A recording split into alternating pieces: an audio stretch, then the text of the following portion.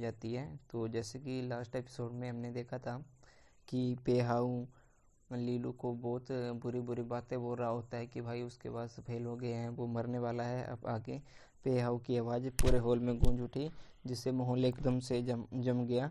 किसने सोचा होगा कि कभी मिलनसार रहने वाला आदमी इतने जहरीले शब्द बोलेगा। यद्यपि लीलू का रंग वास्तव में पीला और बीमार था, फिर भी किसी को यह श्राप देने की आवश्यकता नहीं थी कि वह व्यक्ति मरने के लिए डूम्डाई है ना। पेहाऊ के बगल में खड़े 3 पवेलियन मास्टर इस घटनाक्रम पर स्पष्ट रूप से असहज लग रहे थे। हालांकि उन्होंने कुछ नहीं कहा और बस फर्श को घूर रहे थे, मानो टाइलें दुनिया की सबसे आकर्षक वस्तु हो। दूसरी ओर अन्य 6 पवेलियन मास्टर निश्चित रूप से क्रोधित थे। बैंग! एक और जोरदार झटका पूरे कमरे में गूंजा, सबको चौंका दिया। जब उन्होंने देखा तो जियान किंगे की जेड जैसी हथेली मेज से टकरा गई थी। उसके चेहरे पर एकदम कोल्डनेस सी अभिव्यक्ति थी। जियान किंगे के कुछ बोलने से पहले ही पेहाऊ ने तुरंत उसके मुंह पर थपथपाया और हंस पड़ा। माफ़ करना, मैंने गलत बोल दिया, गलती से मुंह से निकल गया। मुझे उम्मीद है कि लिटिल लीलू मेरी गलती के लिए मुझे दोषी नहीं ठहराएगा। लीलू ने पेहाऊ को घूरकर देखा और फिर मुस्कुराया। हालांकि पिछले कुछ सालों में उसे कई लोगों की दोमुखी प्रतिक्रियाएं देखने की आदत थी, लेकिन वे सब बाहरी लोग थे।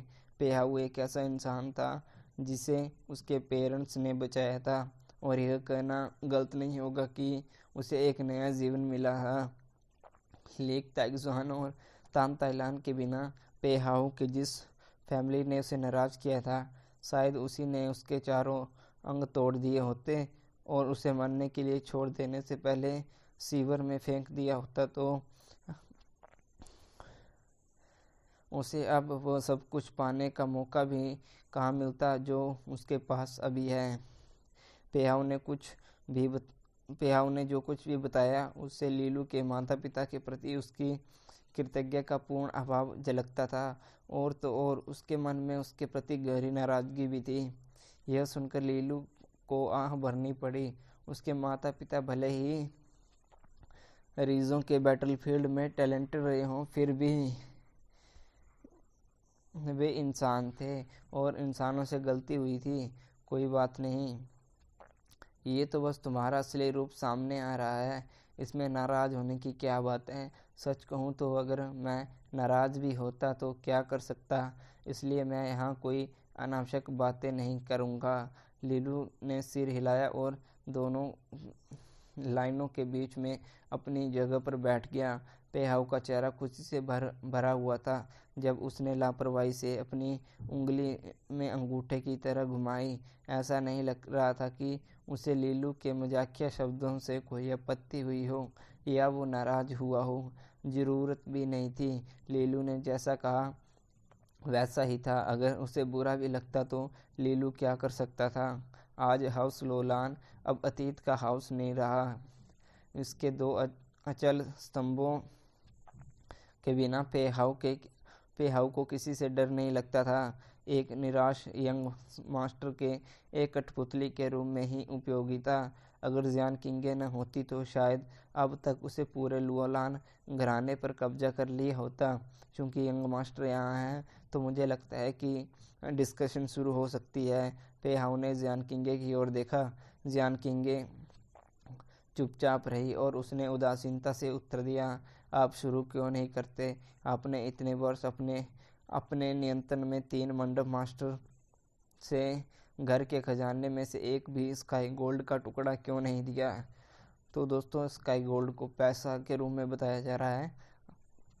पेहाऊ ने हल्की सी आह भरी और कहा, इतने साल मेरे अधीन 3 पवेलियन मास्टर का प्रदर्शन बिल्कुल भी ठीक नहीं है। जूनियर सिस्टर, आपने शायद सुना ही होगा कि 3 मंडप मास्टर रहस्यमय तरीके से जलकर खाक हो गए। मुझे शक है कि यह उन भारी पावर्स का काम है जो हमारे हाउस लोलान के बिजनेस पर लालच करती हैं। मैंने इस समस्या की जड़ तक पहुंचने की पूरी कोशिश की, लेकिन अफसोस मेरी जांच का कोई नतीजा नहीं निकला। इसलिए इस साल मेरे पास योगदान देने के लिए कुछ भी नहीं है। लीलू बस चुपचाप सुनता रहा। हालांकि पेहाउ का स्पष्टीकरण अविश्वसनीय और हास्यास्पद लग रहा था, फिर भी उसने बीच में टोका नहीं। वो समझ गया था कि लुआलान फैमिली के में उनकी बातों का कोई महत्व नहीं था। घर के सभी लोग की नज़र में यंग मास्टर की उपाधि सिर्फ एक ऊपरी उपाधि थी। इस प्रकार बोलने और खलन डालने का सामना करने की कोई आवश्यकता नहीं थी। जियान किंग ने पेहाउ को एक गहरी और दृढ़ नज़र से देखा और फिर कहा, क्या यही तुम्हारा कारण है पेहाउ? पेहाउ ने फिर लापरवाही से मुस्कुराया और कहा, चूंकि जूनियर सिस्टर कोई कारण जानना चाहती है तो मैं आपको एक बेहतरीन सा कारण बता देता हूँ। क्या बाकी कुछ बातें स्पष्ट करने की ज़रूरत है? शायद अब जब बात यहाँ तक पहुँच गई है तो मुझे जूनियर सिस्टर और यंग मास्टर को यह स्पष्ट कर देना चाहिए कि मेरे अधीन पवेलियन मास्टर इस साल स्काई गोल्ड का एक भी टुकड़ा नहीं देंगे। दरअसल आज के बाद वे फिर कभी कुछ नहीं देंगे। पेहाउ ने एक हल्की आवाज़ सबके कानों में भारी पड़ी। ऐसा लगा जैसे कमरे में बिजली की गड़गड़ाहट गूंज उठी हो, जिसने सबको चौंका दिया हो। जियान किंगे के शरीर से ठंडी हवा बहने लगी और पूरा वातावरण मानो जम गया हो। उसकी कोल्ड वॉइस ने कमरे में मौजूद सभी के दिलों को ठंडा कर दिया। तो लगता है तुम दल बदल करने की योजना बना रहे हो? पेहाउ ने मुस्कुराते हुए जवाब दिया, मैं हाउस लोलान को छोड़ने का साहस नहीं कर पा रहा हूँ। बात बस इतनी है कि अभी कोई असली हाउस लोड नहीं है। अगर मैं इसे छोड़ दूँ तो कौन जाने यह स्काई गोल्ड कहाँ जाएगा। शायद जब कोई उपयुक्त हाउस लोड चुन लिया जाएगा तो मुझे लगता है कि मुझे अपना दशामाश जमा करने में देरी नहीं लगेगी। हालांकि हॉल में एक निराशाजनक माहौल छा गया। बाकी 6 पवेलियन मास्टर के चेहरे पर बदसूरत भाव थे। अगर सच में ऐसा होता है तो हाउस लुआलान 4 ग्रेट फैमिली के बीच मजाक का पात्र बन जाता। ऐसा इसलिए है क्योंकि पेहाउ ने पहले ही प्रभावी रूप से अपनी संपत्ति सेना का गठन कर लिया था और विद्रोह करने तथा लुआलान घराने को विभाजित करने का अपना इरादा सामने कर दिया था। पेहाउ, क्या तुम लुआलान घराने को नष्ट करने की योजना बना रहे हो? क्या तुम्हें लगता है कि इसके पतन से तुम्हें कोई फ़ायदा होगा? एक अधेड़ उम्र के आदमी ने गहरी आवाज़ में पूछा। उसका नाम लेई जांग था और वो जियान किंगे का सपोर्टर था। पेहाउ ने सिर हिलाया। जैसा कि मैंने पहले कहा था, मैं लुआलान फैमिली के पतन की कामना नहीं करता। कुछ सांसें रुककर उसने चुप लीलू की ओर देखा और फिर आगे बोला, दरअसल मैं नियमों का पालन करना चाहता हूँ। मेरे लिए ईमानदारी से अपना फंड देना असंभव नहीं है। बेशक मुझे उम्मीद है कि यंग मास्टर मुझे बदले में एक चीज़ का वादा कर सकते हैं। लीलू अचानक अपनी उस स्थिति से बाहर आया जहां वो अपनी इंद्रियों और हार्ड में बस देख रहा था और फिर पेहाउ पर अपनी नज़र गड़ा दी। उत्सुकता से उसने पूछा, मैं जानना चाहता हूँ कि मैनेजर पेहाउ के मन में क्या स्थिति है। पेहाउ की नज़रें लीलू से हटकर जियान किंगे पर टिक गई और उसने बर्फीली उत्सुकता व्यवहार और गंदी नज़र को निहार। पेहाउ की नज़र लीलू से हटकर जियान किंगे पर टिक गई और उसने उसकी बर्फीली नज़र और उसके शरीर को गंदी नज़र से देखते और निहारने लगा। उसकी पुतलियों की गहराई में एक हाउस की लकीर दौड़ गई। मुझे आशा है कि यंग मास्टर जूनियर सिस्टर के साथ अपनी सगाई रद्द कर देंगे। यह शब्द कहे जाने के बाद कमरे का तापमान मानो शून्य हो गया हो और सब कुछ जम गया हो। लीलू गुस्से में नहीं था, बल्कि बाप शून्य सा लग रहा था। उसने कई बार जियान किंगे से सगाई तोड़ने के बारे में सोचा था और फ्यूचर के लिए एक वादा भी किया था। फिर भी यह उसके और जियान किंगे के बीच की बात थी। वे दोनों आपस में जो चाहें कर करने के लिए स्वतंत्र थे। यह एक निजी मामला था। दूसरी ओर पेहाउ के दिमाग में एक अजीब सा विचार आया था। आखिरकार वो खुद को क्या समझता था? धमाका। जैसे ही लीलू का दिल ठंडा पड़ रहा था और फटने ही वाला था, अचानक उस ऊर्जा का एक प्रवाह मुख्य हॉल के भीतर बाहर की ओर फूट पड़ा। यह पावर देदीप्यमान और उज्ज्वल थी। इसकी चमक सभी पर फैल रही थी तथा पूरे हॉल को लाइट किरणों से नहला रही थी। इसके तुरंत बाद लीलू ने स्पष्ट रूप से देखा कि जियान किंगे लाइट में लिपटी हुई थी और बाहर की ओर जा रही थी तथा अपने पीछे एक अद्भुत छवि छोड़ रही थी। वो सीधे उस ओर गई जहाँ पेहाउ बैठा था। इस अचानक हमले से पेहाउ भी हैरान रह गया और वो बस देखता ही रह गया। पलक झपकते ही उसका अपना शरीर भी सुनहरी रोशनी से भर गया। उसके दाहिने कान में लगी स्वॉर्ड के आकार की बाली तुरंत ही खुल गई और तूफान की तरह एक सुनहरी स्वॉर्ड में बदल गई। सुनहरी गूंजती पावर तलवार पर छा गई, जिससे उसकी धार और भी तेज हो गई। इसके अलावा उसमें से रंग बिरंगी ऊर्जा का एक बेशुमार प्रवाह बह रहा था, जो अनगिनत बटरफ्लाई 7 कलर जैसा लग रहा था। धिक्कार है। मेटल और गोल्ड की टक्कर से ऊर्जा की एक विस्फोट रंग उत्पन्न हुई। उसी में हॉल के अंदर का सारा फर्नीचर उड़कर टुकड़े टुकड़े हो गए। नौ मंडप मास्टर ने तुरंत कार्यवाही की और शेष ऊर्जा को रोक दिया तथा परिणाम का निरीक्षण करने का प्रयास किया। वे केवल 2 आकृतियां देख पा रहे थे जो तलवार लहराते हुए आमने सामने थी।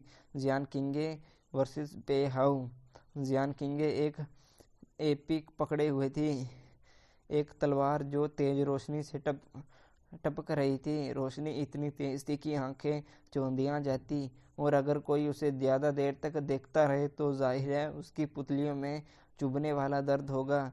किसने उम्मीद की होगी कि सामान्य रूप से शुद्ध देवी इतनी ज़्यादा गर्मी में इतनी चौंकाने वाली मात्रा में पावर उत्पन्न करने में सक्षम होगी।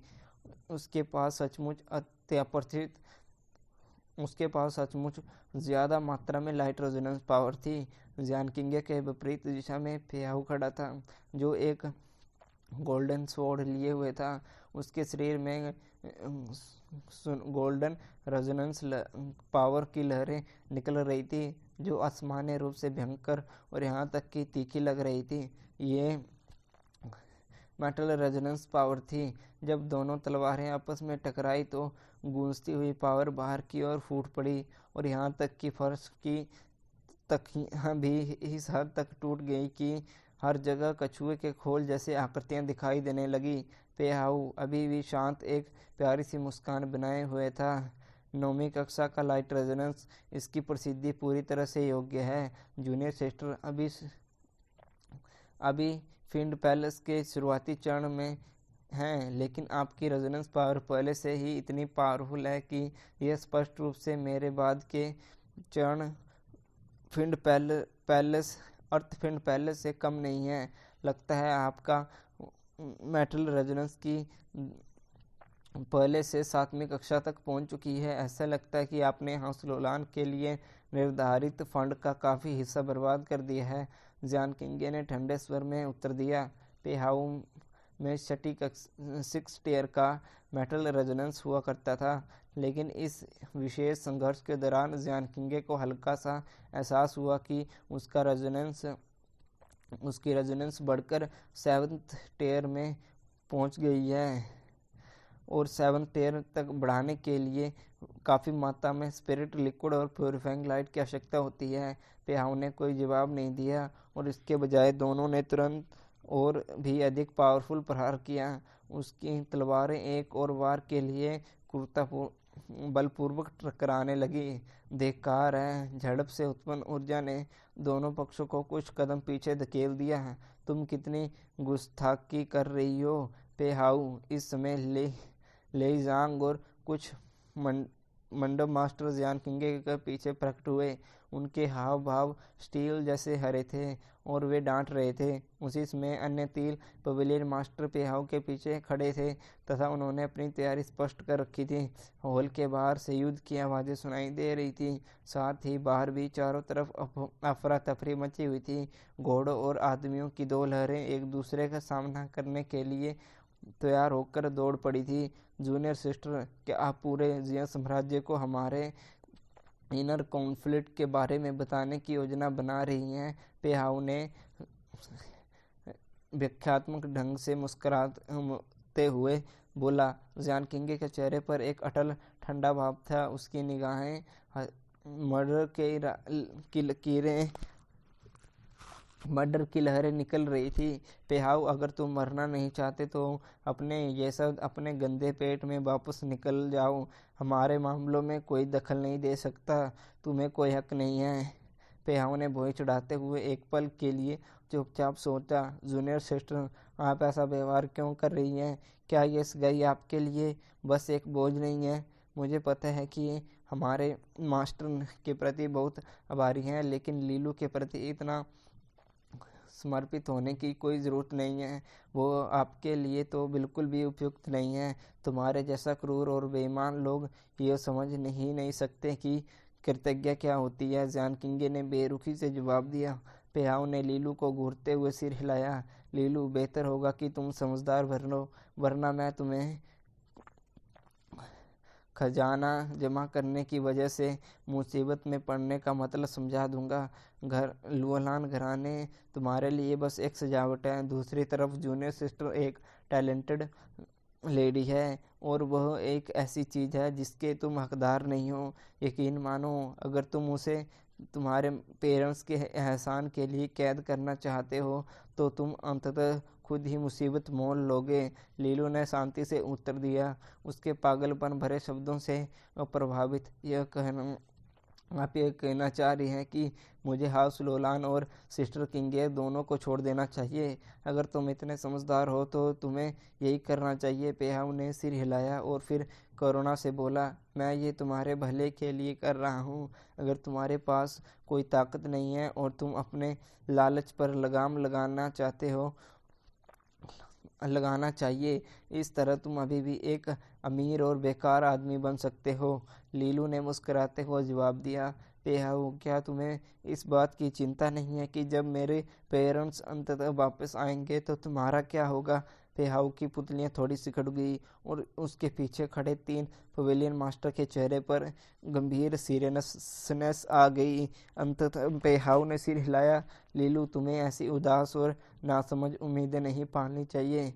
मैंने जो सुना है उसके अनुसार मुझे डर है कि मेरे मास्टर अब वापस नहीं आ पाएंगे। लीलू की ओर से देखते हुए उसने सहानुभूति भरी, इसलिए आपके सहारे का स्तंभ चला गया है। क्या आप मुझे उस समय में भिन्न हैं जब मैं शक्तिहीन था? नहीं, वास्तव में मुझे संदेह है कि आप मेरे सबसे बुरे समय में भी मेरा मुकाबला कर सकते हैं। मेरे सबसे बुरे समय में भी, जब मेरे पास कोई सहारा नहीं था और मैं गरीब और बेसहारा था, तब भी मेरे पास कुछ क्षमता थी। दूसरी ओर आपके पास तो कुछ भी नहीं है।